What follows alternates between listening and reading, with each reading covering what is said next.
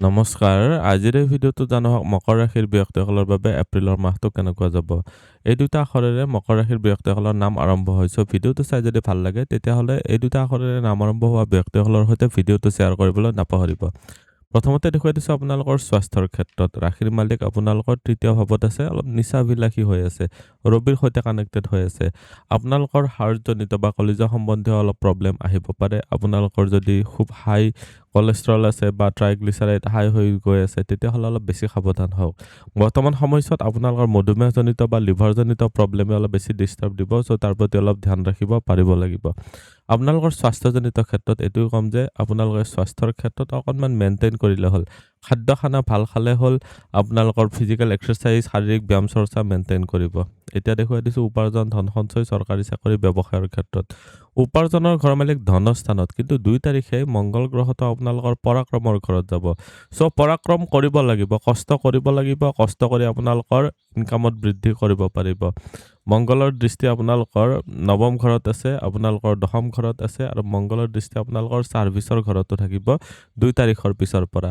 কৰ্মপ্ৰাপ্তিৰ ক্ষেত্ৰত ভাল দেখা গৈছে। চৰকাৰী চাকৰি প্ৰাপ্তিৰ কাৰণে বৃহস্পতিয়ে কম্পিটিটিভ এক্সামতো বৰ্তমান সময়ছোৱাত আপোনালোকক পাছ কৰাত সহায় কৰিব।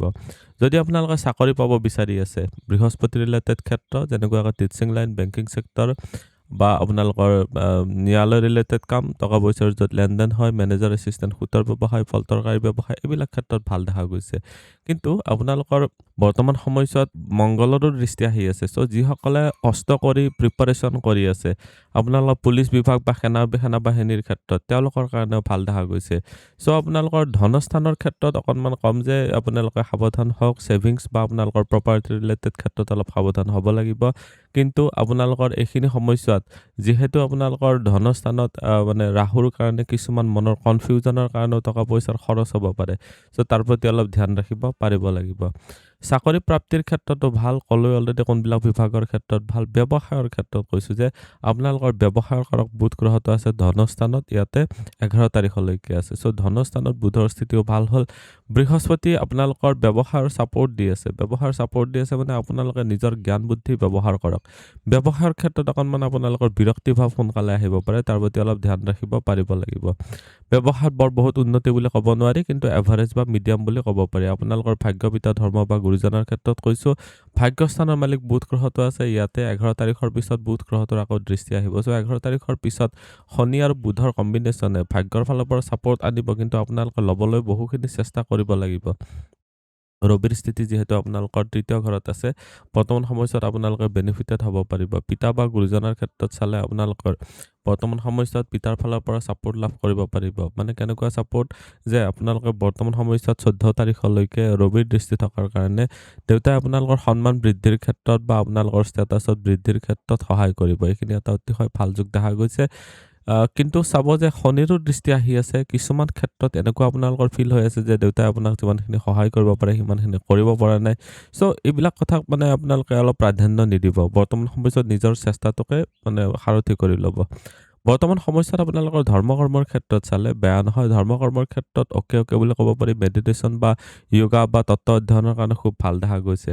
প্ৰেম প্ৰসংগ বা বৈবাহিক জীৱনৰ ক্ষেত্ৰত চালে যিসকল অবিবাহিত আছে তেওঁলোকৰ কাৰণে 19 তাৰিখৰ পিছৰ সময়ছোৱা অলপ বেছি ভাল। ঘূৰা ফুৰাৰ ক্ষেত্ৰতে হওক বা লাভ ৰিলেশ্যনশ্বিপৰ ক্ষেত্ৰত আপোনালোকৰ এটা মধুৰতাৰ কাৰণে মাহটোৰ পিছভাগটো অলপ বেছি ভাল, তাৰে আগৰ সময়ছোৱা বৰ এটা ভাল নহয়। বিবাহৰ কাৰণে যিসকলে ভাবি আছে তেওঁলোকে অকণমান ধৈৰ্য ধৰিব লাগিব। বৰ্তমান সময়ছোৱাত বিবাহৰ ক্ষেত্ৰত ছাপোৰ্টটো দুৰ্বল দেখা গৈছে। যিসকল বিবাহিত আছে তেওঁলোকক ক'ম যে অলপ মুড চুইং হ'ব পাৰে, অভাৰ ইম'চনেল হৈ নাযাব, অভাৰ চেনচিটিভ হৈ নাযাব। এইখিনি সময়ছোৱাত অনলি চন্দ্ৰগ্ৰহটোৰ প্ৰভাৱত আছে। আপোনালোকৰ হাজবেণ্ডৰ ফেমিলি স্থান বা আপোনালোকৰ ল'ৰা হ'লেও শহুৰ পক্ষৰ সৈতেও বৰ্তমান সময়ছোৱাত অলপ বিৰক্তি ভাৱ আহিব পাৰে। চ' তাৰ প্ৰতি অলপ ধ্যান ৰাখিব। এতিয়া দেখুৱাই দিছোঁ আপোনালোকৰ সাধাৰণ শিক্ষা আৰু উচ্চ শিক্ষাৰ ক্ষেত্ৰত। সাধাৰণ শিক্ষাৰ ক্ষেত্ৰত বেয়া নহয়। সাধাৰণ শিক্ষাৰ ক্ষেত্ৰত অৱশ্যে 2 তাৰিখৰ পিছত আপোনালোকে অলপ এক্সট্ৰা এফৰ্ট দিব লাগিব। উচ্চ শিক্ষাৰ ক্ষেত্ৰত অলপ বেছি ভাল দেখা গৈছে। উচ্চ শিক্ষাৰ ক্ষেত্ৰত মাহটোৰ পিছভাগটো আৰু অলপ বেছি বেটাৰ দেখা গৈছে। সাধাৰণ শিক্ষাৰ ক্ষেত্ৰত সন্মান প্ৰাপ্তিৰ কাৰণে 14 তাৰিখৰ পিছৰ পৰা অলপ বেছি ভাল দেখা গৈছে। চ' আপোনালোকে নিশ্চয় বেনিফিটেড হ'ব পাৰিব।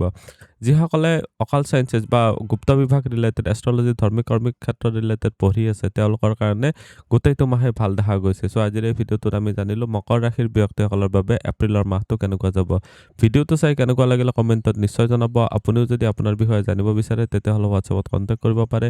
ধন্যবাদ। এইটো ভিডিঅ'ত আগবঢ়োৱা জ্ঞানখিনিৰ পৰা যদি আনৰো উপকাৰ হ'ব ভাবে তেনেহ'লে বন্ধুবৰ্গ, আত্মীয় স্বজন আৰু চিনাকি মানুহৰ সৈতে শ্বেয়াৰো কৰিব। আপোনালোকে নেক্সট ভিডিঅ' কিহৰ ওপৰত চাব বিচাৰে কমেণ্টত জনাব। ধন্যবাদ।